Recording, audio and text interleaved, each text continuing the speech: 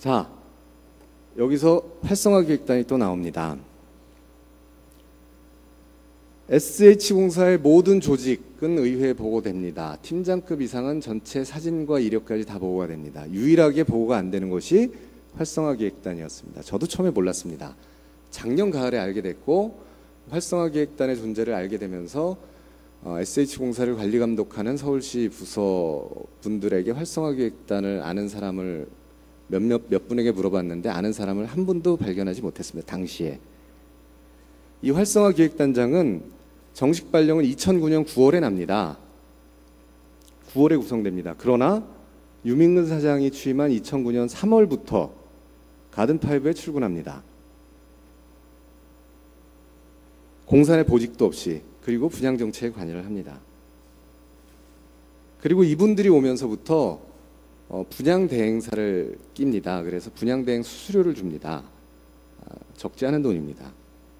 제가 이건 어제 급하게 쓰다 보니 좀 잘못 쓴 게 있습니다. 온비드 시스템은 활성화기획단이 하는 시스템입니다. 온비드 시스템, 이게 분양공급팀이 아니고요. 온비드 시스템 가지고도 충분히 다 할 수 있는 거를 굳이 분양대행사를 낍니다. 이게 활성화기획단에서 보낸 관리단에 보낸 문서입니다. 잘 보십시오.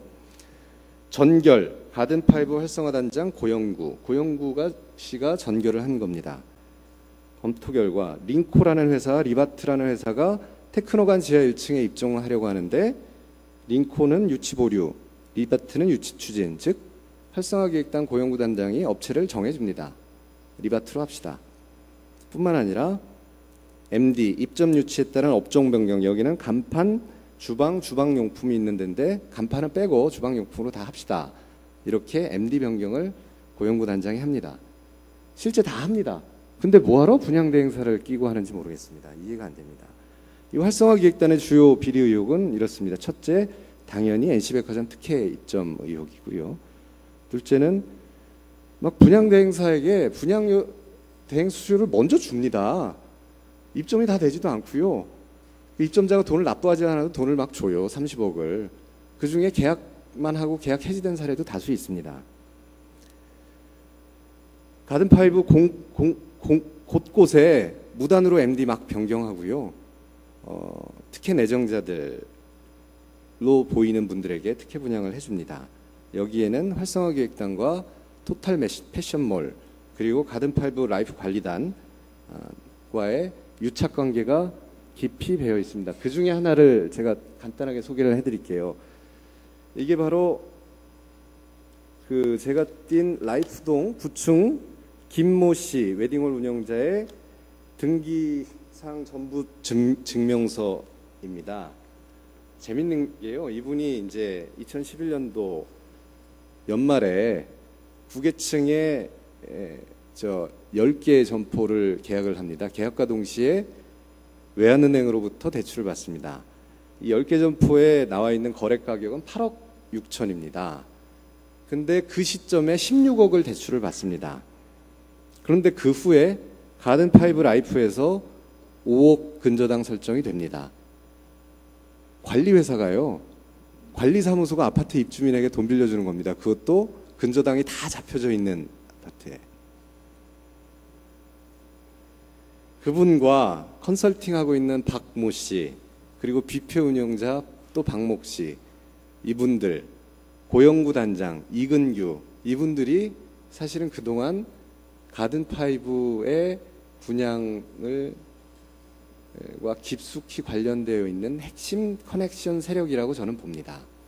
이분들이 작년 10월 달쯤에 푸드코트 입점을 시도합니다. 그러다가 저에게 적발돼서 바로 입찰 전날 있었던 행정사무감사에서 제가 막았습니다. 물론 당시 사장님이 회사는 결백합니다라고 호소를 했고, 결백하다면 중단시키십시오 해서 중단이 됐습니다. 그리고 활성화기획단을 가든파이브 업무에서 손 떼게 하십시오 해서 뗐습니다. 그러자 이분들이 그때부터는 다시 지연작전을 펴기 시작합니다. 거기 지금 들어와 있는 상인들은요, 딴 건 몰라도 인구 유동성 활성화에 기여도가 큰 지원시설, 대표적인 게 이제 푸드코트입니다. 그런 데는 좀 빨리 임대를 하든 분양을 하든 들어오게 해달라고 합니다. 거기 가보시면 알겠지만 10층, 11층이 CGV가 있고 CGV 앞이에요. 거기 뭐 푸드코트 말고 사실 들어올 게 있을까요?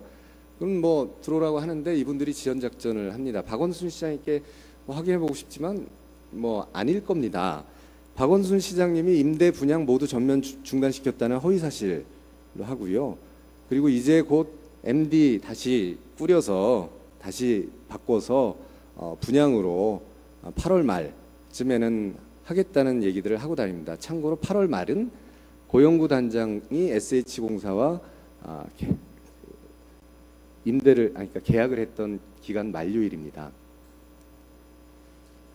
자, 가든파이브의 분양과 임대를 논의하기 위해서 그 머니투데이 기사를 하나 소개해드리겠습니다. 토지 매수인인 대원홀딩스 다음 에이텍이요 중도금을 연체합니다. 4,324억을. 그러면 SH공사가 계약을 해지시키고 아유 돈 없으면 다른 회사랑 할게요, 계약할게요 하고 돈을 돌려줄 수도 있어야 되는데 계약금을 그렇게 못합니다. 돈을 다시 빌려줍니다. 중도금을 빌려줄 테니 계약을 유지하자. 그리고 잔금 납입 기한도 연장해 줍니다. 왜냐하면 SH공사는 공급률을 높여야 되기 때문입니다. 행정안전부로부터 공급률을 어느 정도 맞추지 못하면 기관평가에서 굉장히 실점을 당합니다. 그래서 SH공사의 가든파이브 분양의 함정이 바로 여기 있습니다.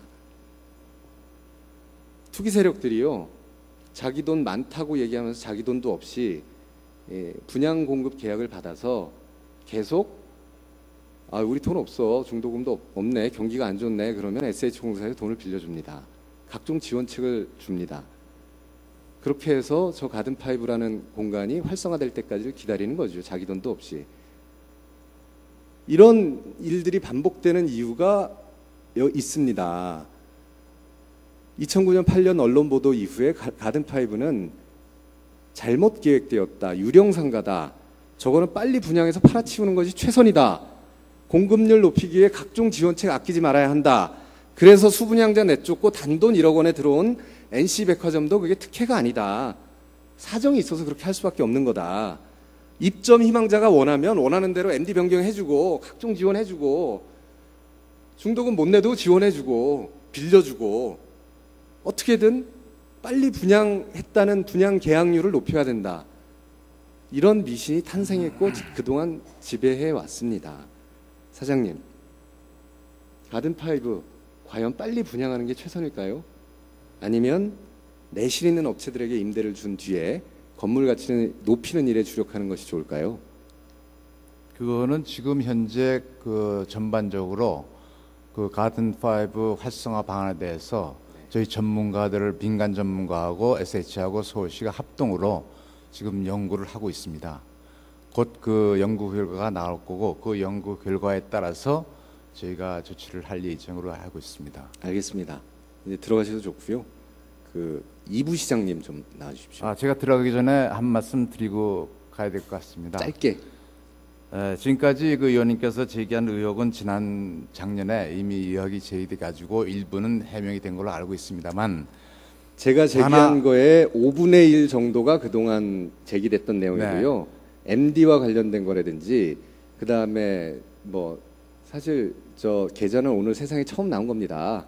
사실 그 토탈 패션몰 추진위원회하고 계약은 저희가 변호사 자문을 얻어 가지고 지금 토탈 패션몰 추진위원회하고 계약 변경을 지금 추진하고 있는 것을 알려드리고 되고요. 알겠습니다. 또 하나는 아까 복합용지 개발에 대해서 말씀하셨는데 그거에 대해서 잠깐 해명을 시간 관계상 해드리겠습니다. 나중에 설명을 좀 해주세요. 나중에 해명을 해드리겠습니다. 네. 이거는 금융협약 때문에 특혜는 아니고 그런 거를 좀 알아주시기를 부탁드리겠습니다. 그동안 부탁드리겠습니다. SH공사가 계속 그래 왔다는 겁니다. 거기만 특별히 한 혜택은 아니죠. 들어가셔도 좋고요.